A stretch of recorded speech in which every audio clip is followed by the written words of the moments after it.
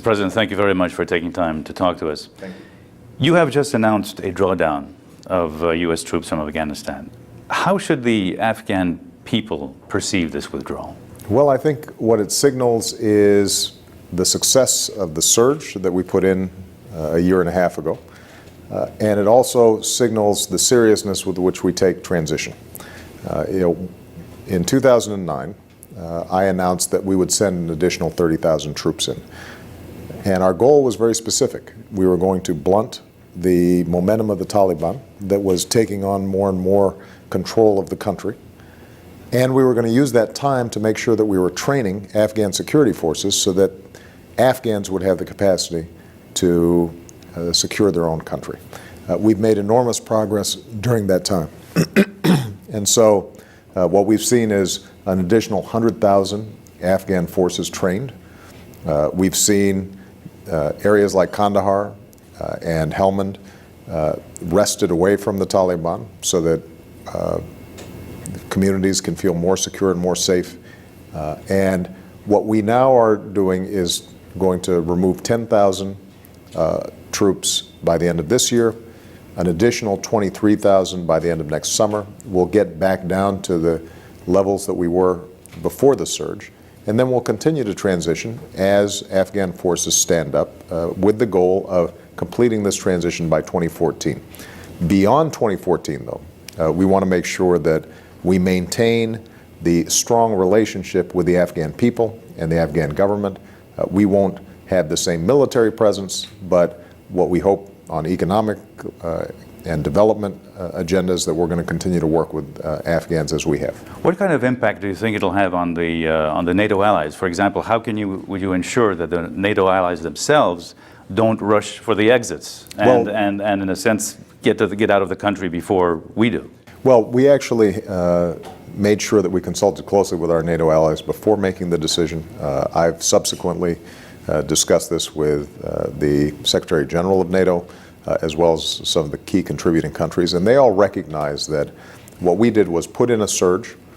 We are now going to be removing that surge, but our baseline levels of 68,000 troops will remain even by the end of next year, and we will be able to pace the transition in a way that makes sure that Afghan security forces are able to handle the security needs of their country. So right now, you made your decision based on the situation on the ground. How did you go through that whole thought process? Well, it's a combination of discussions with General Petraeus and the commanders on the ground. It's also taking into consideration consultation with the Afghan government.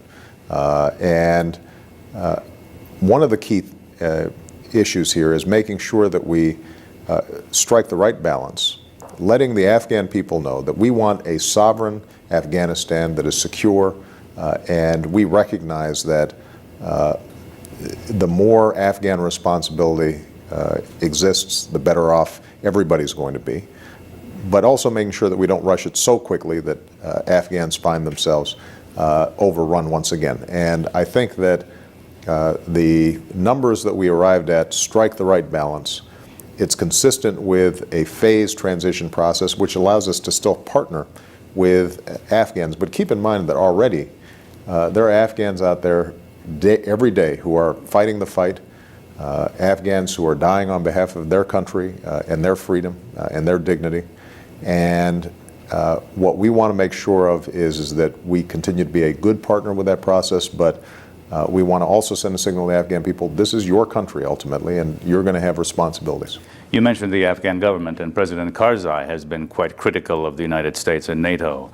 Are you frustrated by such statements, and what kind of ally has he been? Well, overall, President Karzai, I think, has the same strategic interest that we have, which is a sovereign and secure Afghan government that is able to determine its own destiny, and sees the international community in general and the United States in particular as a strong partner that can support Afghan aspirations. Obviously, there are going to be tensions in a difficult environment where we have a large number of foreign troops inside a country. It is true that there have been times where the tactics on the ground day to day result in tensions, but overall, his interest in making sure that Afghanistan is not a safe haven for terrorists, that there is a adherence to the Afghan Constitution. Those commitments that he's made are ones that are entirely consistent with what I see as U.S. interests.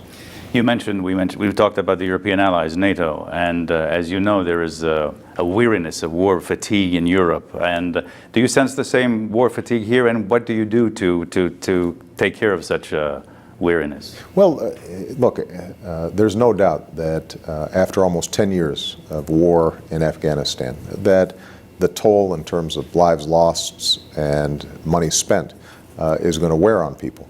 The good news is that we are transitioning from a position of strength. Because of the surge, because of the fact that we were able to blunt the momentum of the Taliban, because of the security gains that we've made and the advances we've seen with Afghan security forces, I think both the American people and all the allies that I talk to want to make sure that we are finishing the job, that we are turning over to the Afghans a secure country that they can sustain. And we want to do so in a cooperative manner that is respectful of Afghan law and Afghan security. But we also want to make sure that we don't abandon a cause that we invested very heavily in. And that was my first question. You don't think that some segments of the Afghan people will see it as abandonment? I don't think so. I mean, keep in mind, we're talking about 10,000 troops by the end of this year, an additional 23,000 by the end of next summer, and we'll still have 68,000 U.S. troops there in addition to all the coalition partner troops. So there's still going to be a substantial presence, but what it does signal is that Afghans are slowly taking more and more responsibility. As you know, reconciliation is a word that is used in Afghanistan. How do you define reconciliation, and what is the U.S. role in that process? And does it support negotiations with at least some elements of the Taliban? What we've said consistently is that there has to be a political settlement to bring about genuine peace in the region. But the terms of that political settlement are important, and we've been very clear in our criteria. We will encourage the Afghans, and we ourselves will talk to anybody, but they are going to have to break ties with al-Qaeda. They're going to have to pledge to abide by the Afghan Constitution, and they'll have to cease violence as a means of bringing about political power. If they take those steps, then I think that there's a strong possibility of creating the kind of political settlement that would finally give Afghans relief from 30 years of war. But it's important that our military efforts continue to support these political efforts, and that means that the Taliban and others understand that they're not simply going to be able to outlast us, that we're going to be in a position to continue to put pressure on them to make sure that they come to the negotiating table with a spirit of observing Afghan constitutional law. Inevitably, when one talks about Afghanistan, one talks about Pakistan.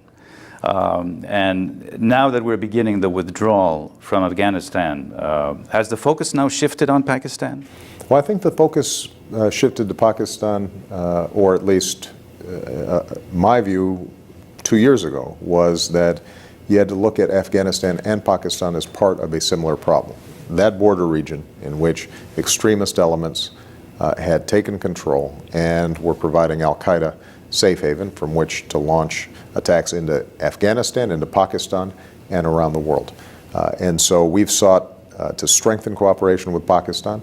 Obviously, that has created tensions as well, but overall, Pakistan has cooperated with us in our intelligence collection efforts, in striking at high-value targets within Pakistan. We think that no country has suffered more from terrorist attacks than Pakistan. And so this is entirely in their self-interest. And we think that Pakistan has a legitimate role to play as part of the reconciliation process. I know President Karzai in his travels to Islamabad agreed that Pakistan and Afghanistan, along with the United States, should create a core group that can try to discuss how we proceed in this process. But Pakistan has not only a responsibility, but also, I think, a deep interest in dealing with the terrorist elements that are still in their territory. But it's quite clear that the relationship between the United States and Pakistan has cooled. How do you plan to repair that deteriorating relationship between Islamabad and Washington? Well, I think what's happened is that the relationship has become more honest over time, and that raises some differences that are real. And obviously, the operation to take out Osama bin Laden created additional tensions. But I had always been very clear to Pakistan that if we ever found him and had a shot, that we would take it. We think that if Pakistan recognizes the threat to its sovereignty that comes out of the extremists in its midst, that there's no reason why we can't work cooperatively to make sure that both U.S. security interests, Pakistani security interests, and Afghan security interests converge. Do you think that Pakistan has to play a greater role in against terrorism? Well, I think that Pakistan has always seen terrorism as either a problem for somebody else or have seen elements of the Taliban as a hedge in terms of their influence within Afghanistan. And what we've suggested to Pakistan is that not only does terrorism threaten Pakistan more than just about any other country, and not only does it strain its relations with its neighbors and with friends like the United States, but that if it is having a direct relationship with the Afghan government that is constructive, that there's no reason for them to see the Taliban as a hedge against Afghanistan. Instead, they should see the Afghan government as a partner that they can work with. Coming back to Afghanistan, do you think that the European allies should do more? Because that has been, as you know, some leitmotif of Secretary Gates, and especially in the last couple of weeks, very critical of what the Europeans and the NATO has been doing. And can they do, or should they do more? Well, I think the sacrifices that our European allies have made in Afghanistan have been extraordinary. I mean, if you look at the number of British troops who've suffered extraordinary casualties, if you look at the French, the Italians, the Dutch, all of whom have lost significant numbers of lives. If you look at many of the Central and Eastern European states who have substantial numbers, in some ways they're punching above their weight compared to their overall military strength. We've been very impressed with what they've been able to do. Now, what I think is true is that there are larger questions about where we go as the NATO role evolves and as all of us feel significant pressures on our military budgets. And I think Secretary Gates was speaking less about European participation in Afghanistan, which has been actually quite robust and sustained, but rather as we think about future operations and future capacity, is Europe going to recognize that it has to be a full partner with us in NATO operations? You mentioned military budgets, and I'm sure that one of your considerations for your withdrawal policy is the cost of the war. And it's a broader question: is to what extent does the current budget crisis drive your foreign policy in terms of what the U.S. can and can't do? Well, the truth is that these considerations were not based on budgetary calculations. They were based on a strategy that I had laid out 18 months ago and that I wanted to make sure we abided by, because I had made a commitment to the American people that this surge would only last for 18 to 24 months. So first and foremost, it was driven by the strategic recognition that the only way for us to have a secure Afghanistan over the long term is to make sure that Afghans have capacity and that we can't patrol villages and police their streets. Ultimately, Afghans have to do that.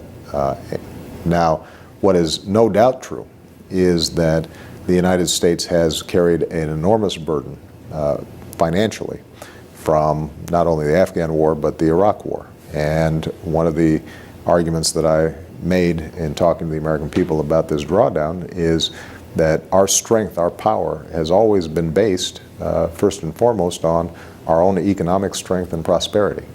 And we have to be more judicious in how we project power. That's good strategy. It's good for our national security. It happens also to be good for our budget. Mr. President, thank you for your time. I really enjoyed it. Thank you.